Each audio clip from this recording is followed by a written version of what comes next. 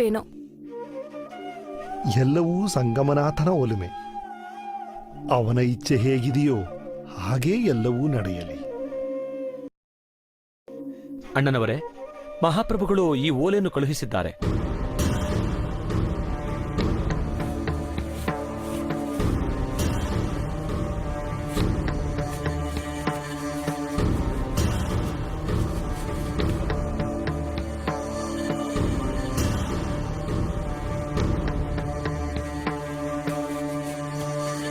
ಬಸವಣ್ಣ, ಈ ಓಲೆಯಲ್ಲಿ ಏನಿದೆ?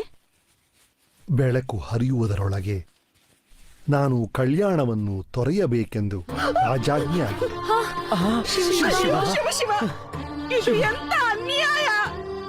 ಏನು? ತಾವು ಬೆಳಕಾಗುವುದರೊಳಗೆ ಈ ಕಲ್ಯಾಣವನ್ನು ತೊರೆಯಬೇಕೆ? ಇದು ಎಂತಹ ನ್ಯಾಯ? ನ್ಯಾಯ ಅನ್ಯಾಯವನ್ನು ಚರ್ಚಿಸುವ ಸಮಯವಲ್ಲ ಇದು. ರಾಜಾಜ್ಞೆಯನ್ನು ಪರಿಪಾಲಿಸುವುದಷ್ಟೇ ನಮ್ಮ ಕರ್ತವ್ಯ. ನೀವು ಹೇಳುವುದೇನೋ ಸರಿ, ಆದರೆ ಅನ್ಯಾಯಕ್ಕೊಂದು ಮಿತಿ ಬೇಡವೇ?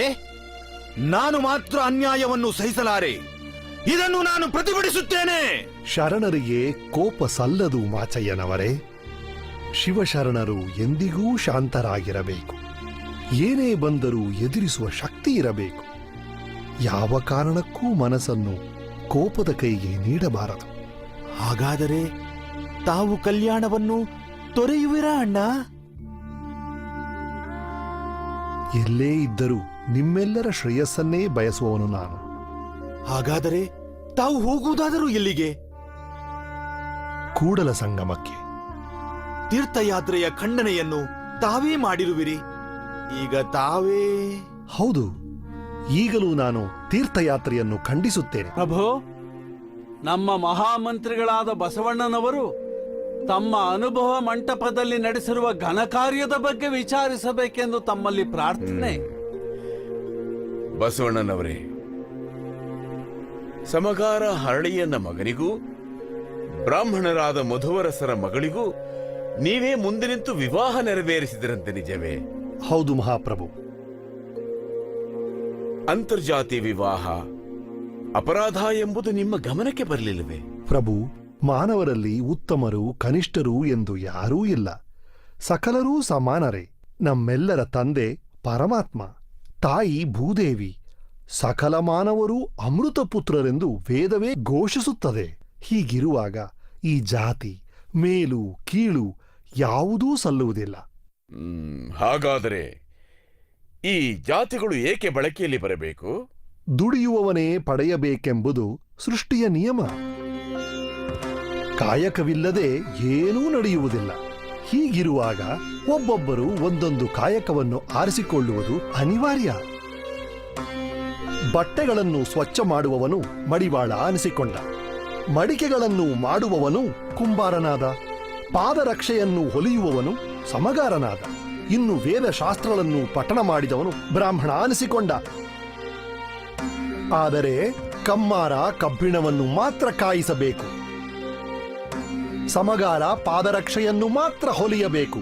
ಮಡಿವಾಳ ಬಟ್ಟೆಗಳನ್ನು ಸ್ವಚ್ಛ ಮಾಡಬೇಕು. ಹಾರವ ಮಾತ್ರ ವೇದಶಾಸ್ತ್ರ ಓದಬೇಕು. ಈ ರೀತಿ ವರ್ಣಾಶ್ರಮ ವ್ಯವಸ್ಥೆಗೆ ವಿಕೃತ ಅರ್ಥ ಕೊಟ್ಟಿದ್ರಿಂದಲೇ ಈ ಜಾತಿಗಳು ಹುಟ್ಟಿಕೊಂಡವು. ಬಸವಣ್ಣನವರೇ, ಇದನ್ನೆಲ್ಲ ನೀವೇ ಕಲ್ಪಿಸಿಕೊಂಡು ಹೇಳುತ್ತಿರುವ ಕಟ್ಟು ಕಲ್ಪನೆಗಳು. ಇದ್ಯಾವುದು ನಮ್ಮ ವೇದ ಶಾಸ್ತ್ರ ಪುರಾಣಗಳಲ್ಲಿ ಬಂದಿಲ್ಲ. ತಿಳಿಯಿತೆ?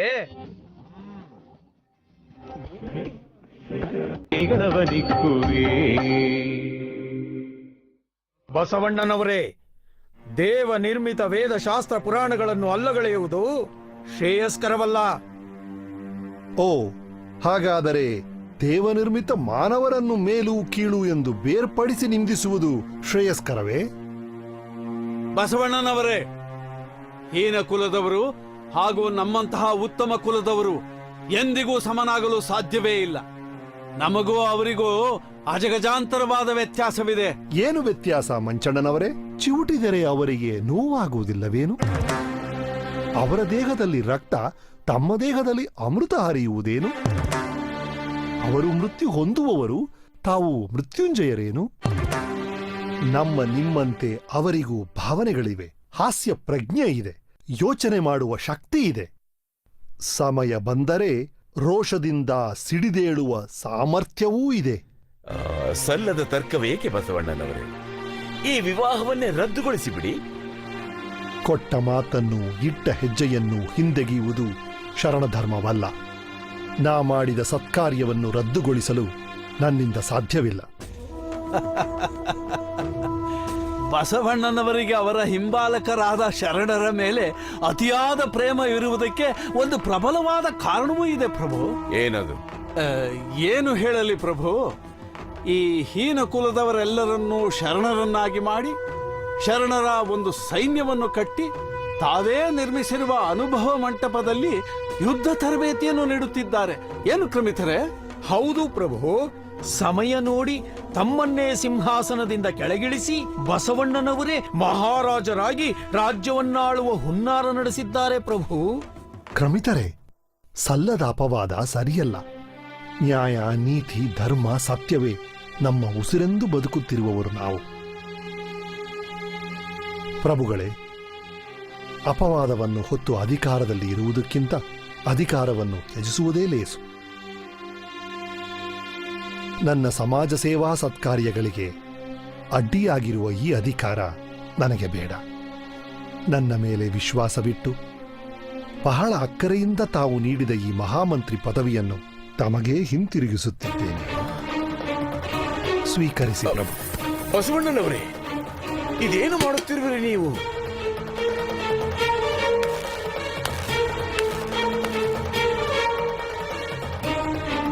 ಮಹಾಪ್ರಭು, ಯಾವ ಪ್ರಸಂಗದಲ್ಲೂ ತಮ್ಮ ಹಿತವನ್ನೇ ಬಯಸುವವನು ನಾನು. ಹಾಗಾಗಿ ಒಂದು ವಿಷಯ, ಶರಣರ ನಿಲುವು ಅಪಾರವಾದದ್ದು. ಶರಣರು ಸಾಮಾನ್ಯರಲ್ಲ. ಅವರಿಗೆ ನೋವಾದರೆ ಆ ಶಿವನೂ ಸಹಿಸನು. ಹಾಗಾಗಿ ಅವರನ್ನು ಕೆಣಕಿ ಕೆಡುಕು ಉಂಟು ಮಾಡಿಕೊಳ್ಳಬೇಡಿ. ಶರಣು ಶರಣಾರ್ಥಿ. ಶರಣ.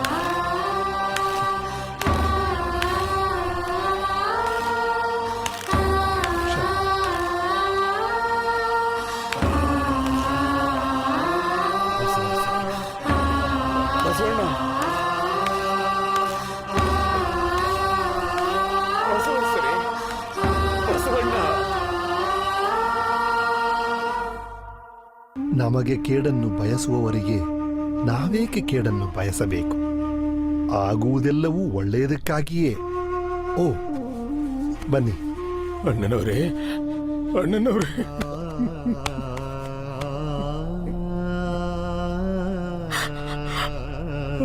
ಏಕೆ? ನನ್ನಿಂದ ನಿಮಗೆ ಈ ಸ್ಥಿತಿ ಬಂತು. ದಯವಿಟ್ಟು ನನ್ನ ಕ್ಷಮಿಸಿ, ದಯವಿಟ್ಟು ನನ್ನ ಕ್ಷಮಿಸಿ. ಏನು ಹೇಳುತ್ತಿರುವಿರಿ? ಕ್ಷಮಿಸುವಂತ ಅಪರಾಧ ತಾವೇನು ಮಾಡಿಲ್ಲವಲ್ಲ? ಅಯ್ಯೋ ನನ್ನೊಡೆಯ, ನಮ್ಮಂಥ ಕೀಳು ಜನರ ಉದ್ಧಾರಕ್ಕಾಗಿ ಅಧಿಕಾರವನ್ನೇ ತೊರೆದ ಮಹಾಪುರುಷ ನೀವು. ಇದಕ್ಕೆಲ್ಲ ನಾವೇ ಕಾರಣ. ನಮಗ್ ಶಿಕ್ಷೆ ಕೊಡಿ, ನಮಗ್ ಶಿಕ್ಷೆ ಕೊಡಿ. ವಿಷ ಜಂತುಗಳ ಕಾಟಕ್ಕೆ ಪಾರಿವಾಳಕ್ಕೇಕೆ ಶಿಕ್ಷೆ? ಹರಳೆಯನವರೇ, ಆದದ್ದೆಲ್ಲ ಒಳ್ಳೆಯದಕ್ಕೇ ಆಯಿತು. ಧರ್ಮದ ಹಾದಿಯನ್ನು ತೊರೆದು ಅಧರ್ಮದ ಹಾದಿಯಲ್ಲಿ ಸಾಗಿಸೋ ಅಧಿಕಾರ ಇದ್ದರೆಷ್ಟು ಹೋದರೆಷ್ಟು. ನಾನೀಗ ಸ್ವತಂತ್ರ ವ್ಯಕ್ತಿ. ಯಾವ ಅಡ್ಡಿ ಆತಂಕಗಳೂ ನನಗಿಲ್ಲ. ಮುಂದೊಂದು ದಿನ ಈ ಅಂತರ್ಜಾತಿ ವಿವಾಹವು ಸರ್ವಸಾಮಾನ್ಯವಾಗಿ ಇಡೀ ಜಗತ್ತೇ ಅದನ್ನು ಒಪ್ಪುವಂತಾಗುತ್ತದೆ. ಆ ಮುಂದಿನ ಕ್ರಾಂತಿಗೆ ಇಂದೇ ನಾಂದಿ. ಹರಳೆಯನವರೇ, ಎಂದಿನಂತೆ ನಾವು ಅನುಭವ ಮಂಟಪದಲ್ಲಿ ನಮ್ಮ ಕಾರ್ಯಕಲಾಪಗಳನ್ನು ಮುಂದುವರಿಸೋಣ. ಏನು ಹೇಳುವಿರಿ? ಆಗ್ಲಿ ನನ್ನೊಡೆಯ, ಆಗ್ಲಿ. ನೀಲ, ಗಂಗಾ, ದಾಸೋಹಕ್ಕೆ ಸಿದ್ಧಪಡಿಸಿ. ಆಗಲಿ ಸ್ವಾಮಿ.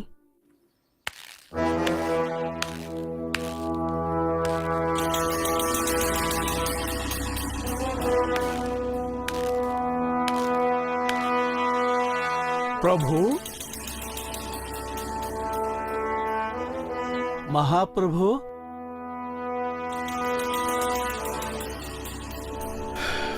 ಏನು ಮಂಚಣ್ಣನವರೇ? ಅಂತೂ ರಾಜ್ಯಕ್ಕೆ ಒದಗಿದ್ದ ವಿಪತ್ತು ದೂರವಾಯಿತು. ಏನು ಹೇಳುತ್ತಿರುವಿರಿ? ಹೌದು ಪ್ರಭು. ತಮ್ಮ ಮೇಲೆ ಜನರು ವಿಶ್ವಾಸವನ್ನು ಇಡಬೇಕಿದ್ದರೆ ಆ ಬಸವನ ಸೊಕ್ಕನ್ನು ಅಡಗಿಸಬೇಕಿದ್ದರೆ ತಾವು ಮೊದಲು ಆ ಹರಳ ಮತ್ತು ಮಧುವರಸರಿಗೆ ಶಿಕ್ಷೆಯನ್ನು ವಿಧಿಸಬೇಕು ಪ್ರಭು. ಇಲ್ಲದಿದ್ದರೆ ಮಹಾರಾಜರು ಧರ್ಮವನ್ನು ಮರೆತು ಅಧರ್ಮವನ್ನು ಪೋಷಣೆ ಮಾಡುತ್ತಿದ್ದಾರೆ ಎಂದು ಜನರು ದಂಗೆ ಏಳುವ ಸಾಧ್ಯತೆ ಇದೆ ಪ್ರಭು. ಹಾಗಿದ್ದ ಮೇಲೆ ತಪ್ಪಿತಸ್ಥರಿಗೆ ನೀವೇ ಶಿಕ್ಷೆ ವಿಧಿಸಿಬಿಡಿ. ಅದು ಅಷ್ಟು ಸುಲಭದ ಕೆಲಸವಲ್ಲ ಪ್ರಭು. ಬಸವಣ್ಣನ ಪ್ರಭಾವ ಇರುವ ತನಕ ಅವರನ್ನು ಏನು ಮಾಡಲು ಸಾಧ್ಯವಿಲ್ಲ ಪ್ರಭು. ಈಗ ಬಸವಣ್ಣನವರು ಪದವಿಯನ್ನು ತ್ಯಜಿಸಿ ಹೊರ ನಡೆದಿರುವ ವಿಷಯ ಅವರಿಗೆ ಏನಾದರೂ ಗೊತ್ತಾದರೆ ಬಸವಣ್ಣನವರೇ ಸಾಕಿ ಬೆಳೆಸಿರುವ ಶರಣರ ಸೈನ್ಯ ರೊಚ್ಚಿಗೇಳುತ್ತದೆ. ಓ, ಮತ್ತೆ ನಾನೀಗೇನು ಮಾಡಬೇಕೆನ್ನುತ್ತೀರಿ? ಪ್ರಭು, ಹೀಗೆ ಮಾಡಬಹುದು. ಬಸವಣ್ಣನು ಬೆಳಗಾಗುವುದರೊಳಗೆ ಕಲ್ಯಾಣವನ್ನು ಬಿಟ್ಟು 5-6 ಗಾವದ ದೂರ ಹೋಗಿ ಬಿಡಬೇಕೆಂದು ಆಜ್ಞೆ ಹೊರಡಿಸಬೇಕು ಪ್ರಭು. ಆಗ ಶರಣರ ಸೈನಿಕರು ಉಸಿರಿಲ್ಲದ ದೇಹದಂತೆ ಬಿದ್ದಿರುತ್ತಾರೆ. ಮಂಚಣ್ಣನವರೇ, ಪ್ರಭು, ಇಂದಿನಿಂದ ನಿಮ್ಮನ್ನೇ ಮಹಾಮಂತ್ರಿಯನ್ನಾಗಿ ನೇಮಿಸಿದ್ದೇನೆ. ಮಹಾಪ್ರಸಾದ ಪ್ರಭು, ಮಹಾಪ್ರಸಾದ. ನ್ಯಾಯಶಾಸ್ತ್ರದ ಪ್ರಕಾರ ಇನ್ನು ಮುಂದೆ ನೀವೇ ನಿರ್ಧಾರ ತೆಗೆದುಕೊಳ್ಳಬಹುದು.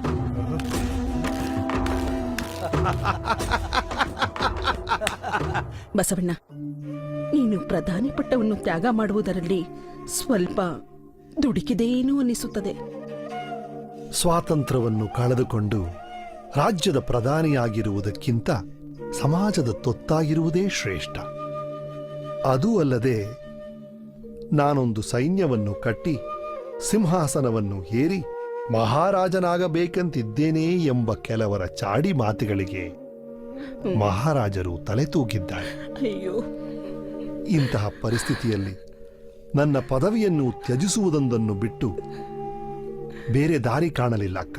ಮಹಾರಾಜರಿಗೆ ಮೈಯೆಲ್ಲಾ ಚಿನ್ನ, ಆದರೆ ಕಿವಿ ಮಾತ್ರ ಹಿತ್ತಾಳೆ.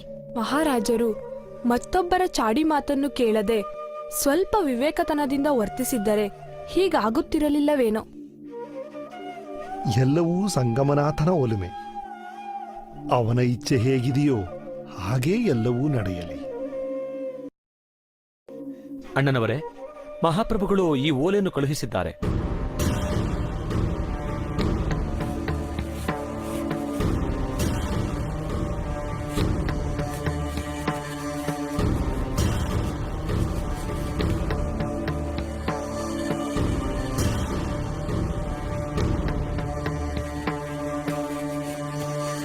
ಬಸವಣ್ಣ, ಈ ಓಲೆಯಲ್ಲಿ ಏನಿದೆ? ಬೆಳಕು ಹರಿಯುವುದರೊಳಗೆ ನಾನು ಕಲ್ಯಾಣವನ್ನು ತೊರೆಯಬೇಕೆಂದು ರಾಜಾಜ್ಞೆ ಆಗಿದೆ.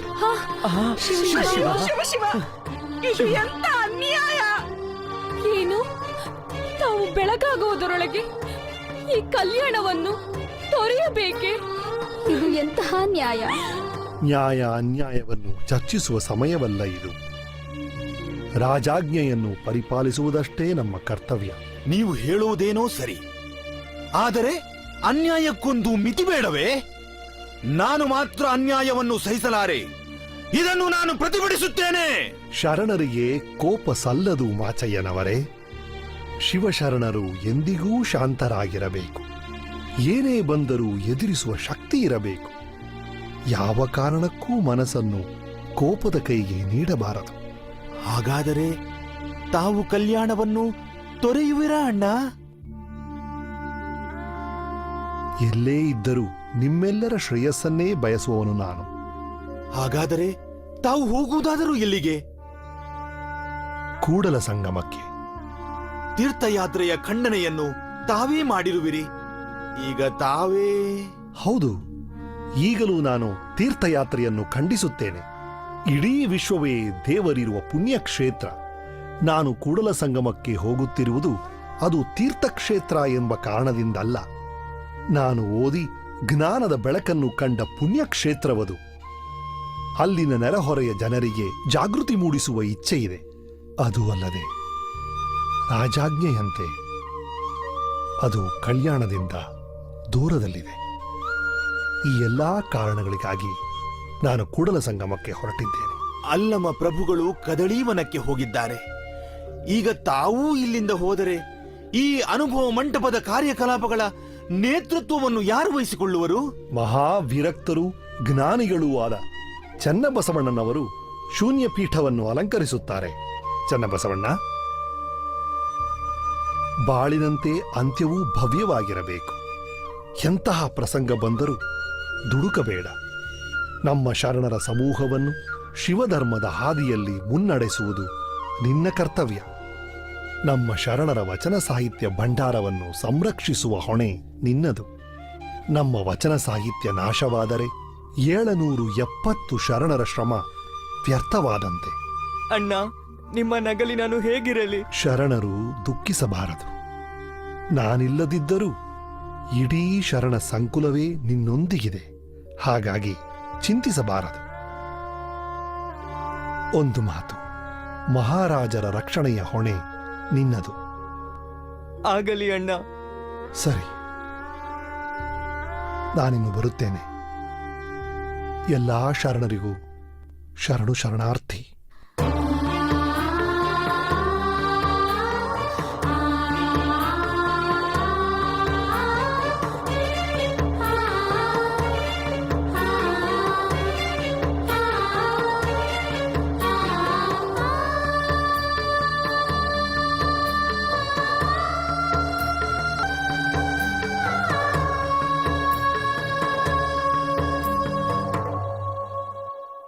ಅರಳಯ್ಯ, ಈ ವಿವಾಹವು ಧರ್ಮಶಾಸ್ತ್ರಕ್ಕೆ ವಿರುದ್ಧವಾದುದೆಂದು ನಿನಗೆ ತಿಳಿಯಲಿಲ್ಲವೇ? ಮಹಾಪ್ರಭು, ಈ ವಿವಾಹದಿಂದ ವರ್ಣಸಂಕರವಾಗ್ತಾ ಇದೆ, ಪರಂಪರೆಗೆ ವಿರುದ್ಧವಾಗಿ ನಡೀತಾ ಇದೆ ಅನ್ನೋ 2 ಆಪಾದನೆಗಳಿವೆ. ಆದರೆ ಇದು ವರ್ಣಸಂಕರವಂತೂ ಅಲ್ಲವೇ ಅಲ್ಲ. ಒಂದು ವೇಳೆ ನಾನು ಅಸ್ಪೃಶ್ಯನಾಗೇ ಇದ್ದು ಮಧುವರಸರು ಬ್ರಾಹ್ಮಣರಾಗೇ ಇದ್ದು ಆಗ ಈ ಸಂಬಂಧ ಬೆಳೆಸಿದ್ದರೆ ಇದು ವರ್ಣಸಂಕರ ಎಂದು ಒಪ್ಪಬಹುದಾಗಿತ್ತು. ಆದರೆ ನಾವು ಲಿಂಗಭಕ್ತರು, ಇವರೂ ಲಿಂಗಭಕ್ತರು, ಲಿಂಗ ದೀಕ್ಷೆಯನ್ನು ಪಡೆದಿದ್ದೇವೆ, ಶರಣ ಧರ್ಮದವರಾಗಿದ್ದೇವೆ. ಈಗ ನಮ್ಮಿಬ್ಬರ ಧರ್ಮ ಒಂದೇ, ಅದು ಶರಣ ಧರ್ಮ. ಆದುದರಿಂದ ಇಲ್ಲಿ ವರ್ಣಸಂಕರಣದ ಮಾತೇ ಬರುವುದಿಲ್ಲ ಪ್ರಭು. ಎರಡನೆಯದಾಗಿ, ನಾವು ಪರಂಪರೆಗೆ ವಿರುದ್ಧವಾದ ಕಾರ್ಯವನ್ನೇನೂ ಮಾಡಿಲ್ಲ. ಒಂದೇ ಧರ್ಮದವರು, ವರ್ಣಾಶ್ರಮ ಧರ್ಮದ ಯಾವುದೇ ಕಟ್ಟುಪಾಡು ಅನ್ವಯಿಸದ ಶರಣ ಧರ್ಮದವರಾದ ನಾವು ನಮ್ಮಲ್ಲಿ ಸಂಬಂಧ ಬೆಳೆಸಿರುವುದು ತಪ್ಪೇನೂ ಅಲ್ಲ ಅಲ್ಲವೇ? ಶರಣ ಧರ್ಮವಂತೆ ಶರಣ ಧರ್ಮ, ಅದು ಹಾಳು ಬಸವ ನಿರ್ಮಿತ ಧರ್ಮ, ದೈವ ನಿರ್ಮಿತವಾದುದಲ್ಲ. ಮಧುವರಸರೇ, ಬ್ರಾಹ್ಮಣ ಕುಲದವರಾದ ನೀವು ಈ ಅನಿಷ್ಟ ಸಮಗಾರರ ಸಂಬಂಧ ಬೆಳೆಸಿರುವುದು ಮೂರ್ಖತನ. ಕ್ರಮಿತರೇ, ನೀವು ಹರಡಯ್ಯನವರನ್ನ ಸಮಗಾರ, ಕೀಳು ಜಾತಿಯವನು ಎಂದು ಹೀಯಾಳಿಸುತ್ತಿರುವುದು ಅಸಹ್ಯವಾಗಿದೆ. ಅವರಲ್ಲಿರುವ ಪಾವಿತ್ರತೆ ನಿಮ್ಮಲ್ಲಿದೆಯೇ? ಸಾವು ಬದುಕಿನ ಮಧ್ಯೆ ನರಳುತ್ತಿದ್ದ ನಾನು ಈ ಪುಣ್ಯಾತ್ಮರ ಮನೆಗೆ ಜಲಸ್ನಾನದಿಂದ ಗುಣಮುಖನಾಗಿ ಪುನರ್ಜನ್ಮ ಪಡೆದೆ. ನಿಮ್ಮ ಬುದ್ಧಿಗೆ ಗೆದ್ದಲು ಹಿಡಿದಿದೆ. ನಿಮ್ಮ ತಪ್ಪನ್ನು ಒಪ್ಪಿಕೊಂಡು ಈ ವಿವಾಹವನ್ನು ರದ್ದುಪಡಿಸಿದರೆ ನಿಮ್ಮನ್ನು ಕ್ಷಮಿಸುತ್ತೇವೆ. ತಪ್ಪು ಮಾಡದೆ ಒಪ್ಪಿಕೊಳ್ಳುವುದು ಹೇಗೆ ಮಹಾಪ್ರಭು? ಹಾಗೆ ಒಪ್ಪಿಕೊಂಡರೆ ಅದು ಸುಳ್ಳಾಗುತ್ತದೆ. ಅದು ಶರಣ ಧರ್ಮಕ್ಕೆ ವಿರುದ್ಧ.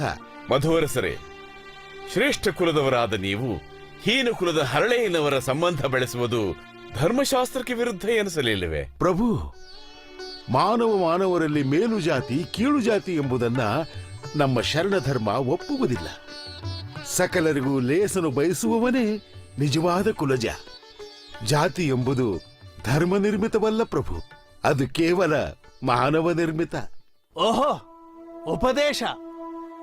ನಿಮ್ಮನ್ನು ಇಲ್ಲಿಗೆ ಕರೆಸಿರುವುದು ನಮಗೆ ನೀವು ಧರ್ಮೋಪದೇಶ ಮಾಡುವುದಕ್ಕಲ್ಲ, ನೀವು ಮಾಡಿರುವ ಘನ ಕಾರ್ಯದ ಬಗ್ಗೆ ವಿಚಾರಣೆ ನಡೆಸಲು. ಯಾವ ತಪ್ಪು? ಅಯ್ಯಯ್ಯೋ, ಶೀಲವಂತ ಲಾವಣ್ಯವತಿಯರ ವಿವಾಹದಿಂದಾದ ತಪ್ಪು. ಅದು ಆದರ್ಶ ವಿವಾಹ. ಜಾತೀಯತೆಯ ಹೊಲಸನ್ನು ಕಳೆದು ಧರ್ಮದ ಒಡಲನ್ನು ಸ್ವಚ್ಛಗೊಳಿಸಿ ಮುಂದಿನ ಪೀಳಿಗೆಗೆ ಮಾರ್ಗದರ್ಶನ ಮಾಡುವ ಶುಭ ವಿವಾಹ. ಹಾಗಾದರೆ ನೀವು ಮಾಡಿರುವ ತಪ್ಪನ್ನು ಒಪ್ಪಿಕೊಳ್ಳಲು ಸಿದ್ಧರಿಲ್ಲ ಅಲ್ಲವೇ? ಹೌದು ಪ್ರಭು. ಏ ಹರಳ, ಆ ಬಸವಣ್ಣನ ಉಪದೇಶವನ್ನು ನಂಬಿ ಕೆಡಬೇಡ. ಈ ವಿವಾಹವನ್ನು ರದ್ದುಗೊಳಿಸಿ ಬದುಕಿಕೋ. ಬಸವಣ್ಣನವರ ಆದರ್ಶಗಳು ಇಡೀ ಮನುಕುಲಕ್ಕೆ ನೀತಿ ಪಾಠಗಳು. ಅವುಗಳನ್ನ ಕಡೆಗಣಿಸಿದವರು ನೀಚರಾಗುತ್ತಾರೆ. ಬಸವಣ್ಣನವರೇ ನಮ್ಮ ಚೈತನ್ಯ, ಅವರೇ ನಮ್ಮ ಉಸಿರು. ಪ್ರಭುಗಳೇ, ಕೇಳಿದರ ಆ ನೀಚರ ಮಾತುಗಳನ್ನು? ಇವರನ್ನು ಹೀಗೆ ಬಿಟ್ಟರೆ ನ್ಯಾಯಶಾಸ್ತ್ರಕ್ಕೆ ನಾವೇ ಅಪಚಾರವೆಸಗಿದಂತಾಗುತ್ತದೆ. ಇವರು ಮಾಡಿರುವ ತಪ್ಪಿಗೆ ತಕ್ಕ ಶಿಕ್ಷೆ ನೀಡಲೇಬೇಕು. ಮಹಾಮಂತ್ರಿಗಳೇ, ನ್ಯಾಯಶಾಸ್ತ್ರದ ಪ್ರಕಾರ ನೀವೇ ಅವರಿಗೆ ಶಿಕ್ಷೆ ವಿಧಿಸಿಬಿಡಿ.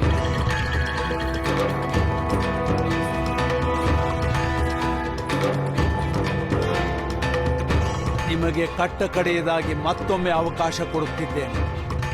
ಮಾಡಿದ ತಪ್ಪನ್ನು ಒಪ್ಪಿಕೊಂಡು ಈ ವಿವಾಹವನ್ನು ರದ್ದುಪಡಿಸಿದರೆ ಕ್ಷಮಾದಾನ ಕೊಟ್ಟು ಜೀವದಾನ ಮಾಡುತ್ತೇನೆ. ಜೀವವನ್ನು ನೀಡುವವನು ಪಡೆಯುವವನು ಆ ಪರಶಿವನೊಬ್ಬನೇ, ಬೇರೆ ಯಾರಿಂದಲೂ ಸಾಧ್ಯವಿಲ್ಲ.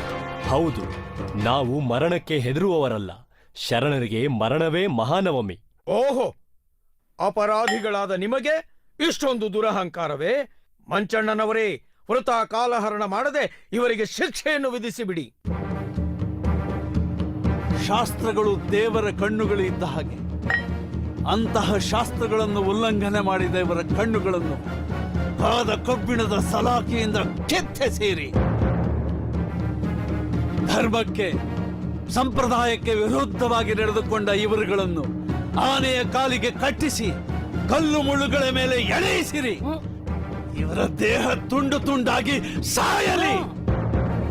ಪ್ರತಿಭಟಿಸಿದವರನ್ನು ಸಿಕ್ಕಲ್ಲಿ ಕೊಚ್ಚಿ ಹಾಕಿರಿ. ಶರಣರು ಯಾರೇ ಆಗಿರಲಿ, ವೃದ್ಧರಾಗಿರಲಿ, ಮಕ್ಕಳಾಗಿರಲಿ, ಹೆಂಗಸರಾಗಿರಲಿ, ಯಾರಾದರೂ ಸರಿಯೇ, ಅವರ ರುಂಡವನ್ನು ತುಂಡರಿಸಿ ಚೆಂಡಾಡಿರಿ. ಸೈನಿಕರೇ, ಎಳೆದೊಯ್ಯಿರಿ ಇವರನ್ನು.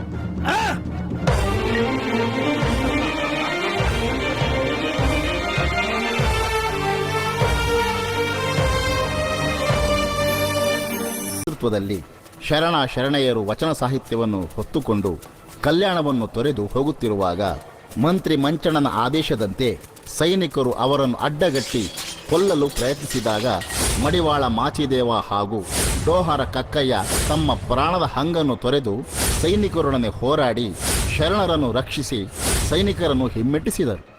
ಶರಣರನ್ನು ರಕ್ಷಿಸುವ ಯುದ್ಧದಲ್ಲಿ ಕೆಲವು ಬಿಜ್ಜಳನ ಸೈನಿಕರ ಮೋಸದ ಆಕ್ರಮಣಕ್ಕೆ ಡೋಹರ ಕಕ್ಕಯ್ಯನು ಬಲಿಯಾಗಿ ವೀರಮರಣ ಹೊಂದಿದನು. ಜಗಜ್ಯೋತಿ ಬಸವಣ್ಣನವರು ಕೃಷ್ಣ, ಮಲಪ್ರಭಾ, ಘಟಪ್ರಭಗಳ ನದಿಗಳ ಸಂಗಮ ಸ್ಥಳವಾದ ಕೂಡಲ ಸಂಗಮದಲ್ಲಿ ಲಿಂಗ ಪೂಜೆಯಲ್ಲಿ ಕುಳಿತು ಧ್ಯಾನಿಸುತ್ತಾ ಶಿವನಲ್ಲಿ ಲೀನವಾದರು.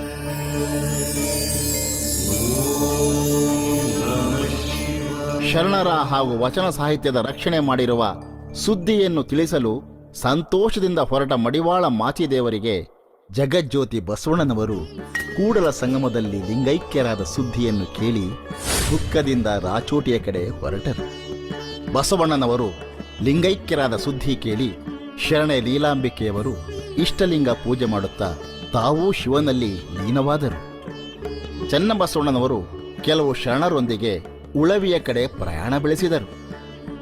ಸಿದ್ದರಾಮೇಶ್ವರರು ಕೂಡ ಕೆಲವು ಶರಣರೊಂದಿಗೆ ಸೊನ್ನಲಿಗೆಯ ಕಡೆ ಪ್ರಯಾಣ ಬೆಳೆಸಿದರು. ಮತ್ತೆ ಕೆಲವು ಶರಣರು ದಕ್ಷಿಣದ ಕಡೆ ಪ್ರಯಾಣ ಬೆಳೆಸಿದರು. ತಿಗಡಿ ಎಂಬ ಸ್ಥಳದಲ್ಲಿ ಹರಳಯ್ಯನ ಪತ್ನಿ ಕಲ್ಯಾಣಮ್ಮನವರು ಲಿಂಗೈಕ್ಯರಾದರು. ಪ್ರಸ್ತುತ ಬೆಳಗಾವಿ ಜಿಲ್ಲೆ